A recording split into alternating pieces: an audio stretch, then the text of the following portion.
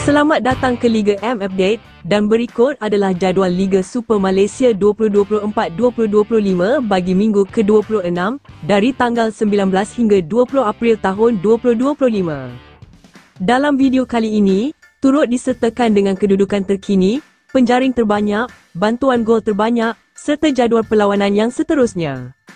Sebelum kita mulakan video ini, jangan lupa untuk like, share dan langgan saluran ini serta aktifkan juga loceng notifikasi. Berikut adalah senarai kedudukan terkini Liga Super Malaysia 2024-2025. Tempat pertama, JDT FC dengan 70 mata. Tempat kedua, Selangor FC dengan 49 mata. Tempat ketiga, Sabah FC dengan 40 mata. Tempat keempat, Kuching City FC dengan 36 mata, kelima Terengganu FC dengan 32 mata dan di tempat keenam, KL City FC dengan 28 mata. Berikut adalah senarai penjaring terbanyak setakat ini di Liga Super Malaysia 2024-2025. Di tempat pertama, Bergson Da Silva dari Johor Darul Ta'zim dengan 32 gol. Tempat kedua ada Paulo Josu dari KL City FC dengan 16 gol. Tempat ketiga, ada Jordan Mintah dari Kuching City FC dengan 12 gol. Selanjutnya ada Luciano Goicoechea dari Perak FC dengan 11 gol. Berikut adalah senarai bantuan gol terbanyak setakat ini di Liga Super Malaysia 2024-2025.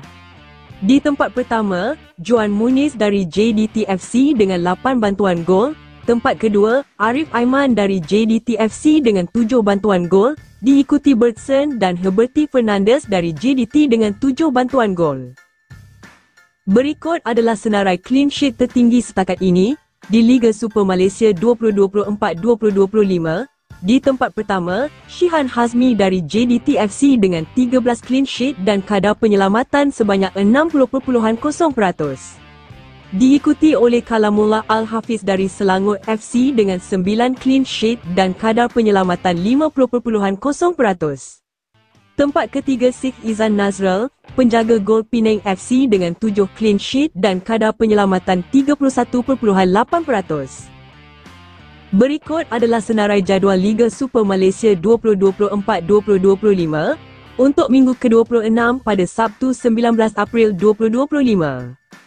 Akan berlangsung perlawanan antara Selangor FC menentang PDRM FC di Stadium Petaling Jaya MBPJ. Perlawanan akan bermula pada jam 8 suku malam secara langsung di Astro Arena.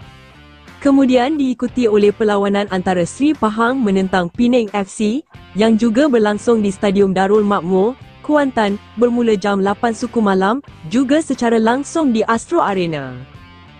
Kemudian pada Ahad, 20 April 2025, akan berlangsung perlawanan antara Sabah FC menentang Perak FC di Stadium Likas, Kota Kinabalu, bermula jam 9 malam, siaran langsung di Astro Arena.